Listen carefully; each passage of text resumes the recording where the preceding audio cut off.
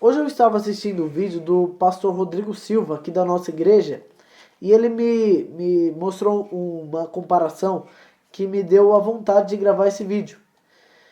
E a comparação, ela se define no seguinte pensamento.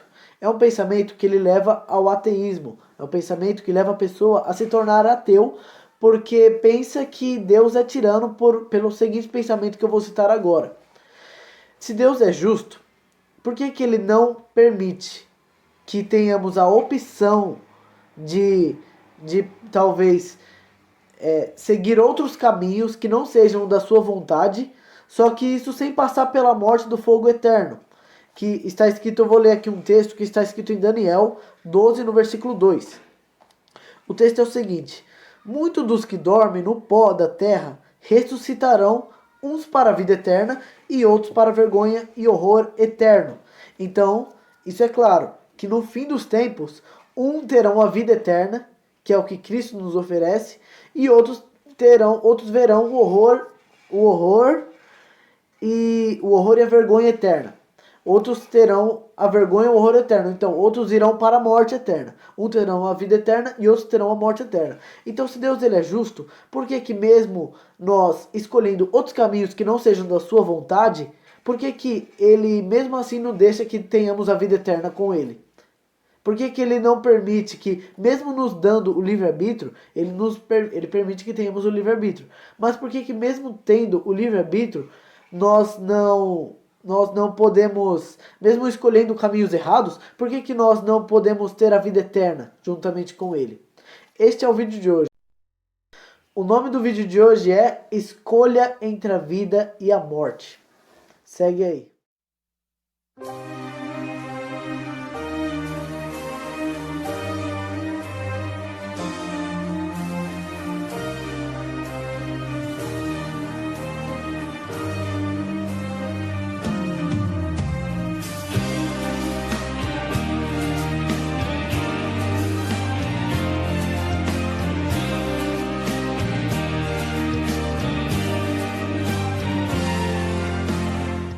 Voltando pela mesma linha de raciocínio, que estávamos, eu estava falando aqui que uns terão a vida eterna, segundo Daniel 12, no versículo 2, e outros verão a vergonha e o horror eterno, no fim dos tempos. Só que Deus, ele é justo. Então, porque agora eu vou citar a comparação que o Rodrigo fez, que é a seguinte: um casal, está namorando, só que a menina ela começa a esquecer esse menino e o amor começa a esfriar entre os dois. Então essa menina ela decide terminar com esse garoto. Só que aí o garoto ele diz assim, ó, agora estamos namorando. Se você quiser terminar comigo, eu mesmo me providencio para te matar. Ou se você não é minha, não vai ser de ninguém. Essa é a regra para mim. Então esse garoto ele está sendo o quê? Obcecado. Ele está sendo uma pessoa obcecada e totalmente perverso. Porque ele não está sendo justo com essa menina. Porque ela tem outras opções de garotos para namorar. Outras opções até mesmo melhor do que ele. Então ele não está dando essa opção para ela.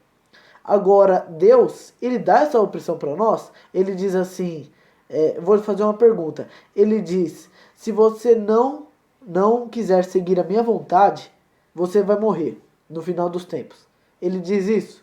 Ele diz isso. Só que ele não está sendo esse garoto obcecado. Ele não é obcecado pelo ser humano. Ele não diz, se você não ficar comigo, eu te mato. Ele não quer dizer isso. Agora, a comparação certa a se fazer não é que Deus é uma pessoa obcecada, mas é que Deus, ele é como se fosse o lago e nós somos o peixe. Ele diz assim, o lago diz assim para o peixe, se você sair de mim, você morre, porque você necessita de mim. Eu não necessito de você, mas você necessita de mim. Então, o peixe precisa da água, só que se o peixe quiser sair da água, ele morre. Então nós precisamos de Deus. Se nós decidirmos sair de Deus, nós automaticamente vamos nos decompondo em nossa vida espiritual e nossa vida como é que eu falo? Em nossa vida automática mesmo, nossa vida, nós vamos nos decompondo a cada vez mais, que vamos nos afastando de Deus. Porque é, agora um ateu, alguma pessoa diz assim: ah não, mas eu estou longe de Deus há tanto tempo, há 60 anos, e até hoje eu não estou morto, eu não morri. Agora eu te pergunto, um peixe, quando ele sai do lago, automaticamente ele não morre. Ele espera, ele vai sofrendo ao decorrer, agora ele vai sofrendo, e aí ele não morre, ele vai morrendo, ele vai se decompondo ao decorrer, que ele fica fora do peixe, fora do lago. O peixe ele fica fora do lago, automaticamente ele vai morrendo, conforme quanto tempo ele fica fora do lago. Então, automaticamente, nós vamos nos decompondo, nós demoramos mais. Nós vamos decompondo o nosso coração, ele vai se decompondo de uma forma tão rápida, mais rápida que o nosso corpo vai morrendo. O nosso coração ele se decompõe mais rápido do que o nosso corpo, do que a nossa pele se decompõe. Porque automaticamente, quando vamos ficando mais afastados de Deus, quando vamos nos afastando de Deus, nós vamos, nós vamos nos decompondo. Mas o nosso coração, quando está afastado de Deus, Satanás ele entra e quer persuadir esse coração. Por isso que o nosso coração se decompõe mais rápido que o nosso corpo. Agora, vou ler um texto aqui que está lá em Mateus, no capítulo 6, no versículo 24. Mateus 6, no versículo 24, está escrito o seguinte: ninguém, observe bem esse texto. Mateus 6, no versículo 24. Ninguém pode servir a dois senhores, porque ou há de aborrecer-se de um e amar o outro, ou se devotará a um e desprezará o outro. Não podeis servir a Deus e às riquezas. Porque eu já fiz um vídeo aqui, o nome do vídeo é Pecado contra o Espírito Santo. E eu expliquei aqui o que é o pecado contra o Espírito Santo. E eu vou explicar novamente o que é o pecado contra o Espírito Santo. Quando nos afastamos de Deus, automaticamente é como se Deus estivesse aqui. Esse é Deus e esse somos nós. Quando nós estamos unidos a Deus, nós automaticamente andamos em comunhão com Deus e fazemos a sua vontade. Odiamos o mal. Automaticamente, quando estamos unidos a Deus, conseguimos fazer da nossa vontade a vontade de Deus. Agora, quando vamos nos afastando de Deus, ele vai chamando: Vitor, volta.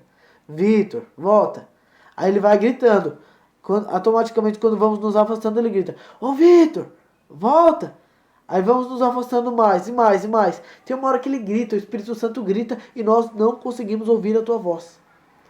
E aí ele fala, e aí é que está escrito lá em Hebreus, e aí é o que Deus nos diz lá em Hebreus 3, no versículo 15, que ele diz assim: se ouvirdes a tua voz, não endureçais o vosso coração. Então, se você se afasta um pouquinho de Deus e ele te chama, você está andando por caminhos errados, Vitor. E aí é a hora de você falar a verdade. E aí você volta unido novamente a Cristo. Porque se ouvirdes a tua voz, não endureça o vosso coração. Se você endurecer o vosso coração, o seu coração, e se eu endurecer o meu coração, eu me afasto mais de Deus. E se eu endurecer novamente o meu coração, eu me afasto mais de Deus. E eu vou me afastando. E eu vou me afastando. Tem uma hora que eu não ouço mais. Tem uma hora que eu não ouço mais o Espírito Santo falando comigo. Tem uma hora que você vê o que é certo, mas você não consegue se convencer de que aquilo é certo. Você sabe que é o certo, mas você não se convence mais de que é certo. Você já pensa que o errado é o certo. Outro texto, eu não lembro onde, mas vou ver se eu me lembro agora. É o que está escrito em 1 ou 2 Tessalonicenses. Eu vou abrir a Bíblia em Tessalonicenses agora e vou te mostrar uma parte que está escrita. Tessalonicenses, eu acho que no versículo 2, no capítulo 2, se eu não me engano, perdão.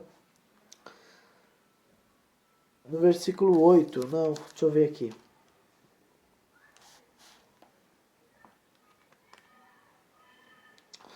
Eu acho que eu não me lembro agora, mas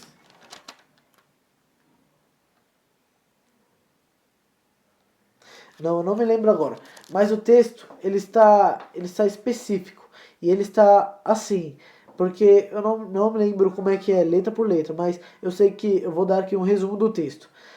É que se, se nós formos nos acostumando, quanto mais mentimos para nós mesmos, por exemplo, eu estou em caminhos errados. Só que esse caminho errado, para mim hoje é certo, porque ninguém veio me mostrar que é errado. Agora, quando alguém vem me mostrar que esse caminho que eu estou é errado, e eu sei que é errado, eu tenho que me convencer de que e reconhecer que eu estou no erro. Agora, se eu não me convencer de que eu estou no erro, eu vou acreditando em mim, eu vou acreditando na minha própria mentira. Eu vou acreditando na minha própria mentira que eu estou no erro. Então, cada vez mais que eu acostumo com a minha mentira, eu acredito que a minha mentira é verdade. Então, esse é Satanás hoje. Por isso que o coração de Satanás, ele já se transformou em pedra. Porque houve uma época em que era do gosto de Satanás obedecer às ordens de Deus. Só que depois do tempo de que ele foi se se auto se auto como é que eu digo? Eu esqueci a palavra. Houve um tempo em que era da vontade de Satanás, em que era orgulho de Satanás obedecer às ordens de Deus. Mas com o tempo que o orgulho foi tomando conta do seu coração, aí ele foi acostumando com a mentira de que ele não deveria mais estar disposto a seguir o conselho de Deus. Em Ezequiel, vou ler aqui um texto, Ezequiel 28, vou ler um texto do que Satanás tinha no coração dele. Isaías 14, vamos abrir a Bíblia aqui, Isaías 14. Isaías 14, no versículo 12. Como caíste do céu, ó estrela da manhã, filha da alva? Como foste lançados por terra, tu que debilitavas as nações? Tu que dizias no teu coração, esse é Satanás dizendo no teu coração, eu subirei ao céu, acima das estrelas de Deus, exaltarei o meu trono e no meu monte da congregação me assentarei. Nas extremidades do norte, subirei acima das mais altas nuvens e serei semelhante ao Altíssimo. Então, é o orgulho que Satanás tinha. Quando ele via a capacidade que ele tinha, ele era um anjo tão capacitado por Deus, que ele via a capacidade que ele tinha, ele começou o orgulho começou a tomar conta do seu coração e ele começou a falar: eu subirei ao céu, acima das estrelas de Deus, exaltarei o meu trono. E aí ele quis exaltar o seu trono acima de Deus. E por isso que hoje, Satanás tão assustado, tão acostumado com a mentira que ele tem, ele acredita piamente de que ele pode vencer Deus no fim dos tempos.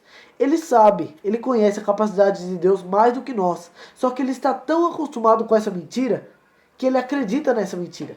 Ele acredita que ele é capaz. Porque ele vai ver a multidão, em Apocalipse está escrito, que ele vai ver a multidão cercando ele.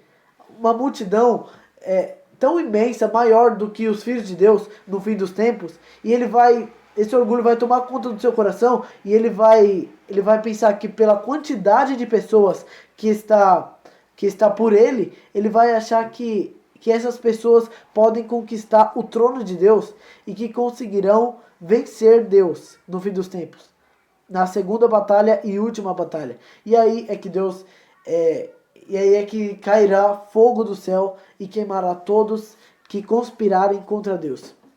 Porque esse é o cuidado que temos que ter, de que depois de uma vez que acostumamos com uma mentira, de que quando conhecemos a mentira, nós devemos voltar para a verdade.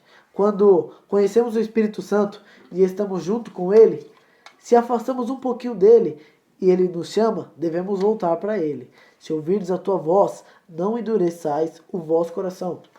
Outro texto, que é semelhante a este, só que é muito mais forte, é o que está em Provérbios 28, 9. Está escrito assim, Provérbios 28, 9. Salomão escreveu: o que desvia os ouvidos de ouvir a lei, até a sua oração será abominável. Então, se você desvia os seus ouvidos de ouvir a verdade, e você sabe que a verdade é a verdade, se você desvia os seus ouvidos de ouvir a lei, até a sua oração será abominável. Não é eu que estou dizendo, não é o Vitor. É a Bíblia. Abra sua Bíblia em Provérbios 28:9 que você vai confirmar o que eu estou dizendo. O que desvia os teus ouvidos de ouvir a lei, até a sua oração será abominável. Isso não é eu que estou dizendo, repito. É a Bíblia que está dizendo. Então, esta foi a mensagem de hoje.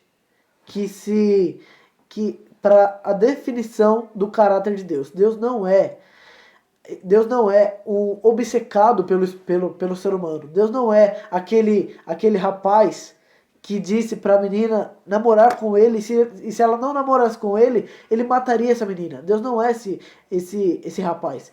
Deus é o lago que diz para o peixe: se você sair de mim, você morre.